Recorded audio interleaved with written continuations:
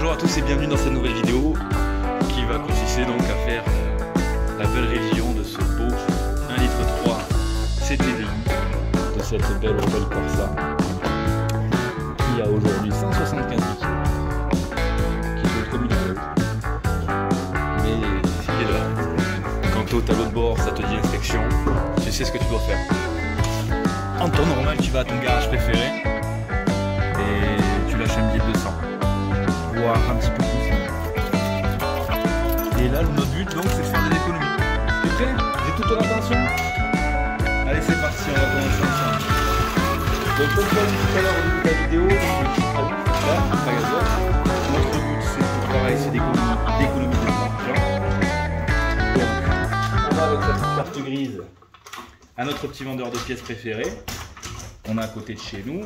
Et puis on lui achète les pièces. Tu vas voir que pour faire ce genre d'entretien sur une bagnole, t'as pas besoin d'énormément. T'as pas besoin d'avoir énormément de connaissances. L'essentiel c'est d'être bien méthodique, de bien faire attention à ce que tu fais et d'avoir naturellement quelques outils. Et tu vas voir pas tant que ça, hein, réellement. Alors oui, des fois tu vas avoir besoin d'outils spécifiques. Donc on a notre moteur ici. Si tu regardes cette vidéo, j'imagine que quand même tu as une pompe à injection. Et juste en dessous, je ne sais pas si tu vas voir, on a nos bougies de préchauffage qui sont ici. Tac, tac, tac. Donc si un jour tu as des bougies de préchauffage à faire, sache que tu les as là. Notre rampe d'injection. Notre filtre à air qui va se trouver là-dessous. Notre filtre à gasoil qui est caché ici. Et notre filtre à huile qui est planqué au fond là-bas. Mais t'inquiète pas, je vais te montrer. C'est toujours pareil, il y a du démontage un petit peu. Pour pouvoir accéder au filtre à huile, va comprendre, ils auraient pu faire quelque chose de beaucoup plus simple, mais non. Ils aiment bien se casser la tête, hein. Ils aiment bien faire chier les mécanos. Mais bon, c'est comme ça. Donc là, ce que je vais faire, je vais enlever cette tubulure d'admission là, hop, que tu as juste ici, pour pouvoir accéder plus facilement à mon filtre à huile qui est juste en dessous. Donc ça tient avec une petite vis torse qui est ici, et après ce sont des colliers de serrage traditionnels. Par contre, on va prendre un tournevis qui est un peu mieux. Bon, celui-là, je ne sais pas s'il sera mieux.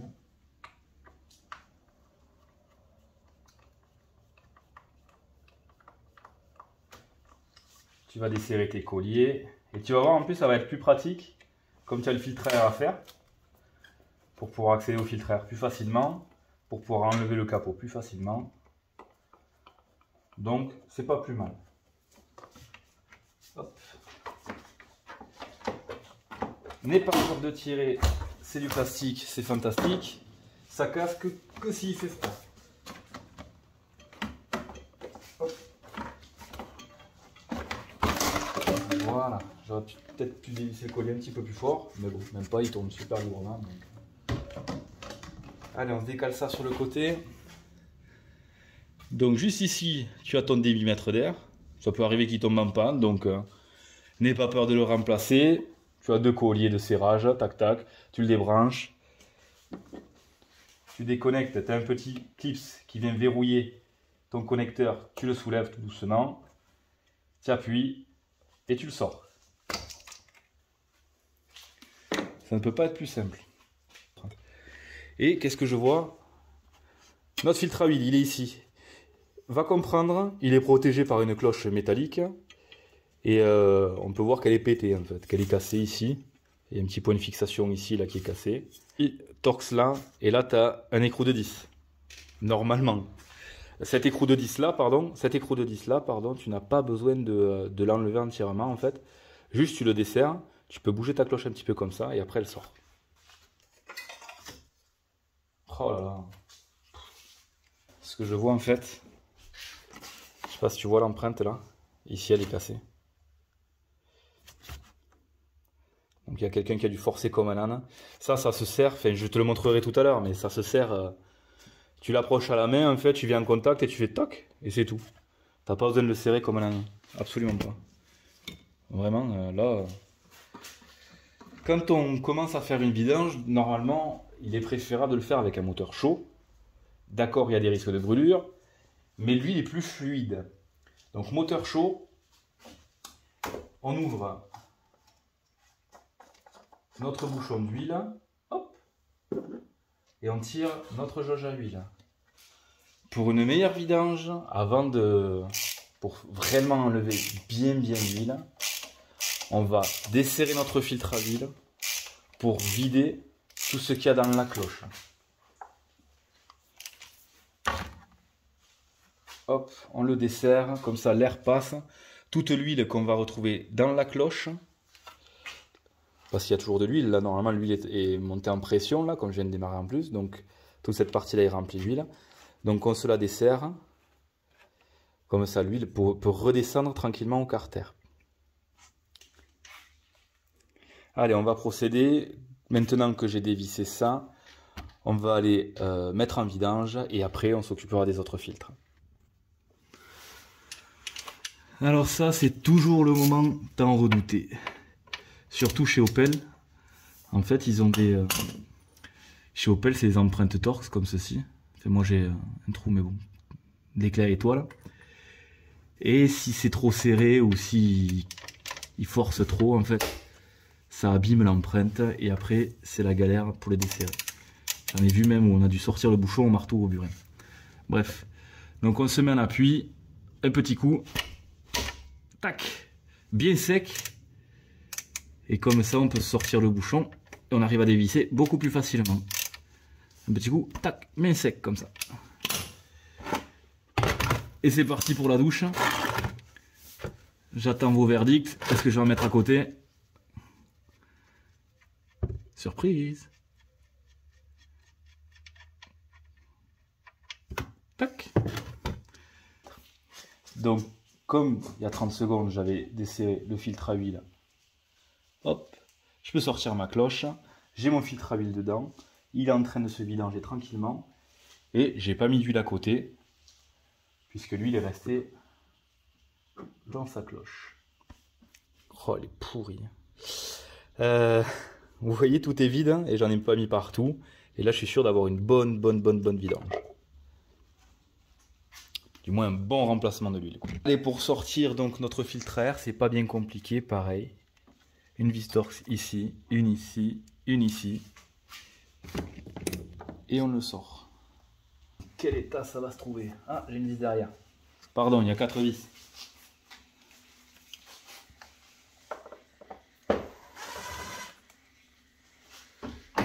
Hop.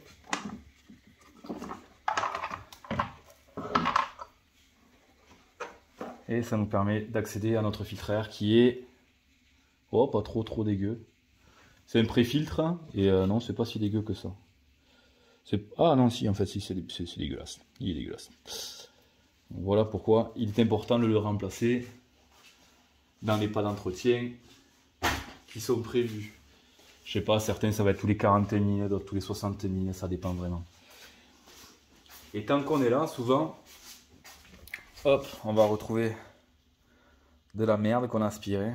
Alors n'hésite pas, on va attraper l'aspirateur et on va sortir tout ça.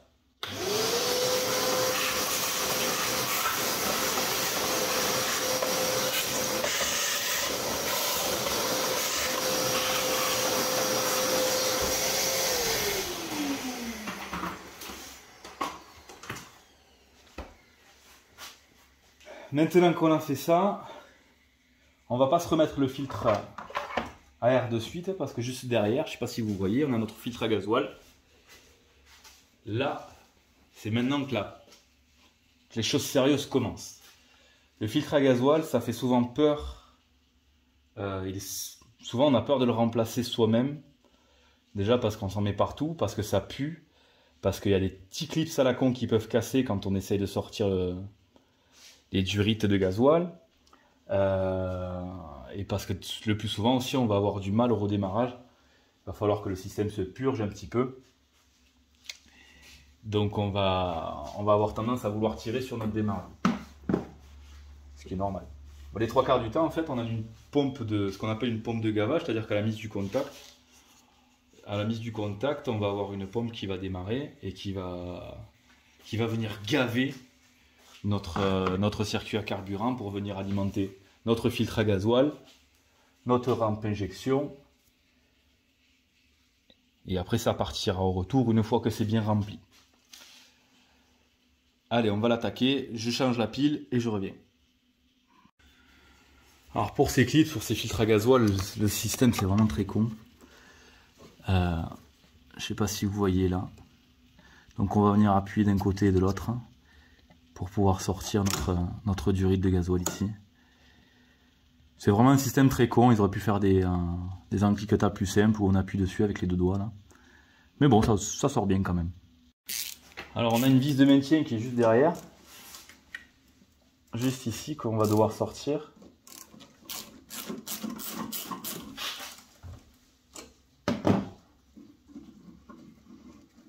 Donc je disais tout à l'heure, en faisant vos entretiens vous-même, vous allez réaliser une forte économie. C'est normal. Même si à la base l'investissement de départ est un peu onéreux, puisque si vous n'avez pas d'outillage, il va falloir que vous achetiez un petit peu d'outillage. Mais c'est quand même assez vite que l'on va sortir, s'il veut coopérer. Voilà. Voilà notre beau filtre à gasoil. Il vous plaît? Ça pue, c'est horrible, hein. C'est le gasoil quoi. Allez, on va aller chercher le nouveau. Je vais aller prendre un récipient pour pouvoir vider le gasoil et pour pouvoir récupérer la sonde, parce que sur votre filtre neuf, la sonde n'est pas fournie avec. Si tu es fragile comme moi et que tu n'aimes pas toucher le gasoil, n'hésite pas à utiliser des gants. C'est absolument ce que je n'ai pas fait. Mais non, réellement, tout ce qui est hydrocarbures, huile et tout ça, n'hésitez pas réellement à mettre des gants, c'est pas une blague. Parce que déjà de 1 c'est pas bon pour la peau, et puis après vous allez puer. Et franchement c'est pas top du top quoi. Hop, on va pas faire de la pub, moi je les connais pas. Notre filtre. Faire des économies, mais bon, j'ai pas envie de me taper un renvoi et d'attendre et machin, c'est super long, c'est chiant quoi. Donc je suis allé voir mon fournisseur de pièces adoré. Et bien sûr, le filtre à gasoil c'est pas le bon. Et mon filtre à huile non plus. Je sais pas ce que c'est, mais c'est le bon. Notre satané filtre. Hop, tu le vois bien? Là, là, là, là. Non, tu le vois pas.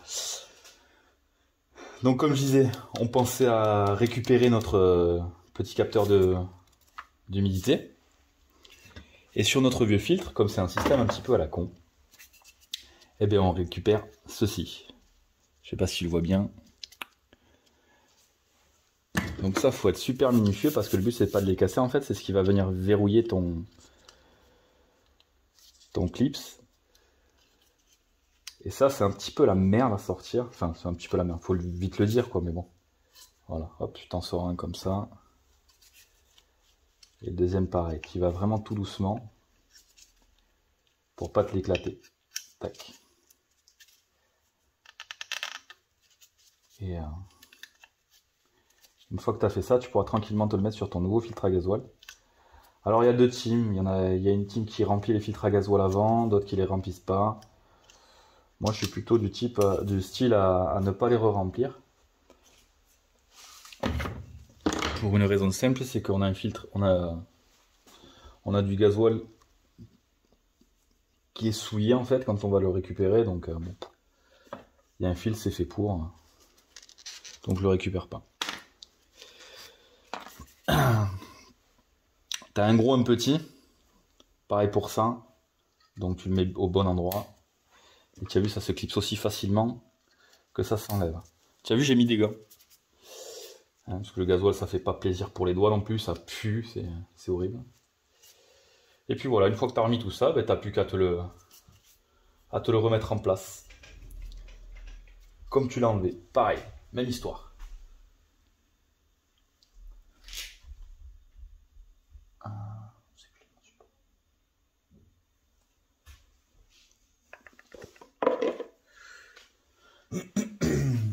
Avec la clé, voilà. Donc tu vois, tu as un petit peu de mou. Tu vas t'attraper ta cosse, tu vas te la monter en premier. Ton connecteur en premier. Et ensuite, tes durites de gasoil.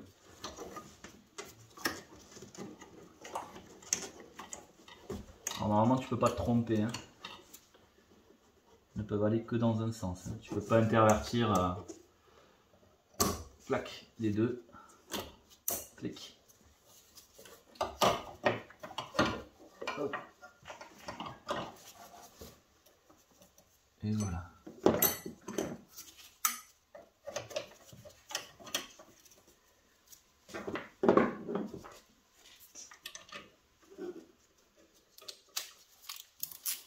Allez, on n'oublie pas de se serrer la petite vis de disque juste derrière. Voilà. Donc maintenant que tu as fait ton filtre à gasoil, ben tu vas te remplacer ton filtre à air. Alors je ne l'ai pas fait avant, j'aurais pu le faire avant, hein, au lieu d'attendre 2 jours. Mais comme on a notre boîte à air qui vient par-dessus et qui vient nous gêner, ben, tant que c'est démonté, ben, on le fait. Hein. Enfin, hop, on se le remet en place. Quand on remet notre capot de filtre à air, on a des sortes de tétons là qu'il faut bien enclencher pour bien le mettre comme il faut. Sinon, on a des prises d'air, c'est pas top. Hop.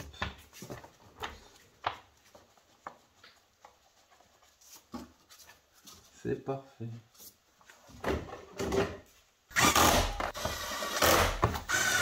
On serre notre 4 vis. Pas trop fort, c'est du plastique. On peut remettre en place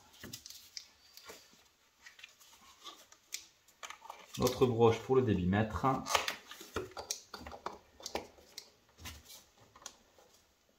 Hop, et la reverrouiller. Et on tire dessus pour être sûr qu'elle ne s'enlève pas. Comme ça, on n'est pas embêté. Notre vieux filtre à 8 bien dégueulasse. Hop. On le garde et on l'amènera au recyclage, comme notre filtre à gasoil. Je vous avais dit tout à l'heure, j'avais 2 problèmes, c'est qu'il s'était trompé, mon petit fournisseur de pièces préféré, sur mon filtre à huile et le filtre à gasoil. D'où le fait que ce soit bien en fait de le prendre chez notre vendeur préféré. Pas forcément que sur internet, sauf si vous êtes sûr sur internet, si vous avez déjà vos références à la base. Mais l'avantage du local, c'est qu'on n'attend pas longtemps. On y retourne et le lendemain, on a notre pièce assez rapidement, quoi. Même si sur internet, maintenant, on a des livraisons qui sont très rapides. Pas se le cacher. Mais bon, quand on a notre voiture bloquée, c'est un peu chiant. Notre joint neuf qu'on va venir replacer au bon endroit. Il y a une petite encoche. Hop. Et on va utiliser l'huile. On va le graisser, on va l'huiler. Parce que ça nous servira au prochain démontage. Si on ne met pas un peu d'huile, on va galérer pour le resserrer. Et pour le prochain démontage, ça va être la misère. Et notre filtre à huile, alors il y en a certains filtres à huile selon les voitures. On va devoir le clipser, comme celui-là je crois. Non, pas celui-là. Et d'autres, souvent chez PSA, sur les DV6, sur les 1,6 Litre HDI, vous avez un petit téton qui dépasse. Donc on met d'abord notre filtre à huile à son emplacement et ensuite on vient y mettre la cloche. Si on le fait différemment, il y a des risques de venir casser le téton et d'être emmerdé après par la suite par un manque de pression d'huile ou autre. Donc là, sur ce modèle-là, on met, même si c'est un modèle simple, on met d'abord notre filtre à huile au fond et ensuite on vient y mettre notre cloche.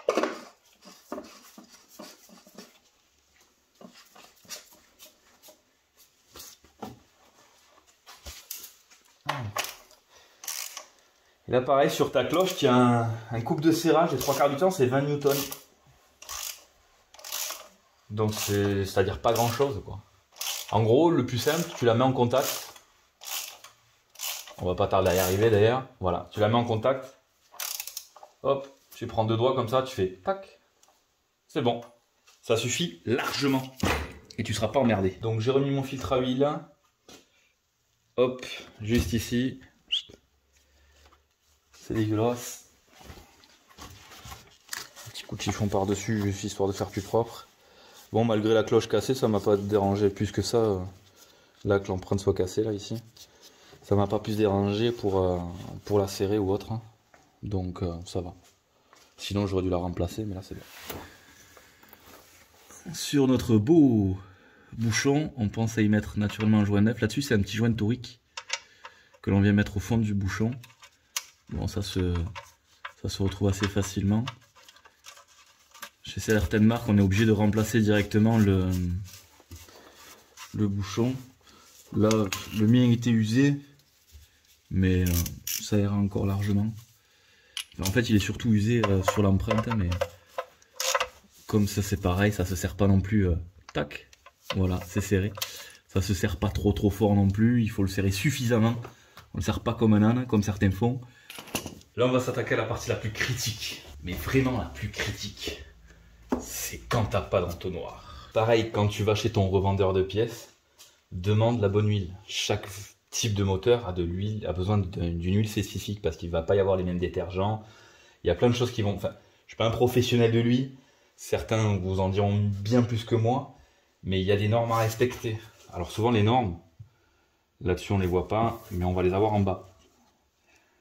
Donc là on voit GM pour General Motors, donc Opel de l'époque. Maintenant c'est Stellantis. Et il y a tous ces codes à la con là. Et ces codes ils veulent dire quelque chose. Pareil, véhicule au moins FAP. Alors ce qui est bizarre, c'est que celle-là, elle est pas... C'est quoi ça? Elle a juste un catalyseur, elle n'est pas FAP. Mais il conseille de la 530, donc on met de la 530 en Dexos 2 pour ce type de bagnole-là, parce qu'il y en a besoin. Ah, j'en ai mis à côté. Tu sais, la partie critique, elle est là. Hein. C'est le plus dur. Putain d'entonnoir. Les quantités, c'est pareil. Ton revendeur de pièces, il est sympa, il va avoir les quantités. Il va te les donner, comme ça, tu es sûr de ne pas être emmerdé. Tu vises à peu près juste au premier coup. Après, sinon, selon les moteurs, tu sais que tu vas commencer par 3 litres, 3 litres et demi. Tu t'arrêtes là, tu vas le faire tourner pendant quelques minutes, le temps que la pompe à huile, que tout se recharge, que l'huile circule bien partout. Tu vas le laisser reposer 1 minute et tu vas refaire ton niveau tranquillement, sur du plat naturellement. Hop là. Une fois que tu as rempli ton niveau d'huile tranquillement, une fois que tu as tiré la jauge, que tu penses être à peu près bon, tu sais que tu auras un petit appoint certainement à faire après le démarrage. Donc tu fais ton niveau d'huile, tu tires ta jauge, tu regardes si c'est bon. Et bien, tu penses à remettre tout ce qui te manque. Donc là, moi, dans mon cas, ça va être ma tubulure d'admission. Je sais que j'aurai toujours de la place pour la mettre là. Pour refaire le niveau d'huile. Donc tu te replaces tout ça à sa place. Lui, j'ai pris la décision, je pense, de ne pas le remettre. Je sais pas si c'est une bonne idée. Mais comme il est cassé ici, ça m'embête un peu de le remettre. Parce que j'ai peur qu'avec les vibrations au fur et à mesure du temps, ça vienne taper dans la cloche en plastique. Même si la cloche en plastique elle est juste là. Mais j'ai peur que ça vienne user la cloche en plastique et que ça me la défonce. Donc je préfère l'enlever, tant pis. Ça évitera peut-être les soucis futurs. Donc là on pense à resserrer ses colliers.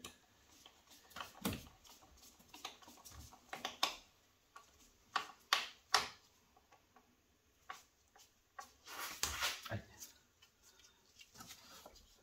Tournevis de merde.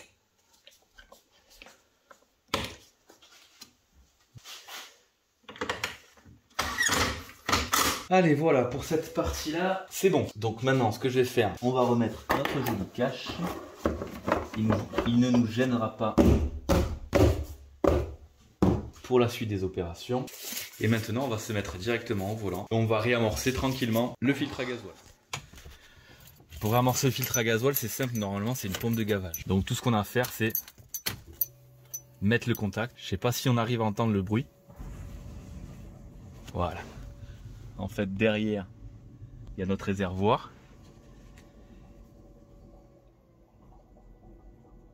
Et si vous entendez bien, on entend les bulles d'air qui passent. Voilà. Donc ça, on va le faire plusieurs fois en fait. On va juste mettre le contact sans démarrer. La pompe de gavage va pousser le gasoil dans le filtre à gasoil jusqu'à la rampe d'injection et va repartir au réservoir par le retour. Quand il y a assez de pression dans le carburant dans la rampe, ça repart au réservoir par le tuyau retour. Et quand on n'entend plus le bulle d'air, à la mise du contact, ça on peut le faire au moins 3-4 fois, et bien on peut essayer de démarrer.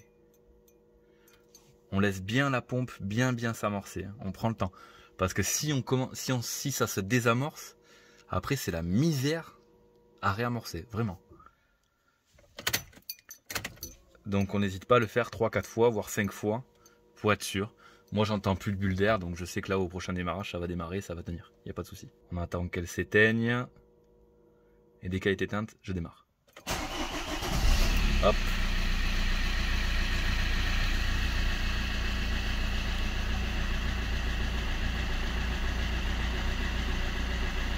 Ça démarre bien, il n'y a pas de souci, il n'y a pas de soubresaut.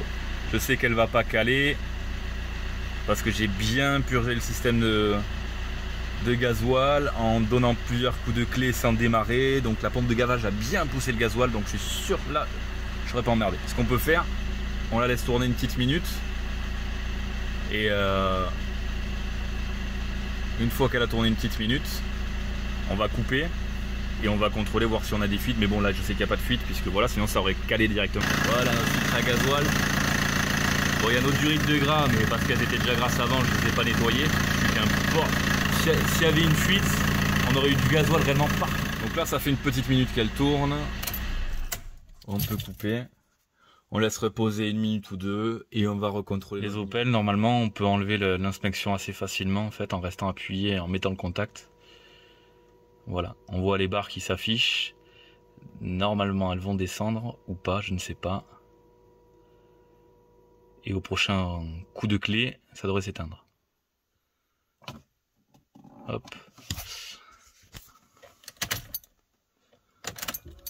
Voilà. Donc je récapitule. Hop, on appuie sur le petit bouton trip. On reste appuyé dessus. La mise du contact. On attend une dizaine de secondes, il y a des barres qui s'affichent. Et après on peut enlever son doigt, couper le contact et remettre le contact et le voyant inspection s'est éteint. Allez, maintenant on va faire notre niveau d'huile des glaces. Maintenant que ça fait 2-3 minutes que le moteur est éteint, donc le niveau a eu le temps de rebaisser gentiment. Donc ça je vais pas te l'apprendre, hein. Je pense quand même que t'es pas plus con qu'un autre, loin de là. On sort notre jauge, on l'essuie.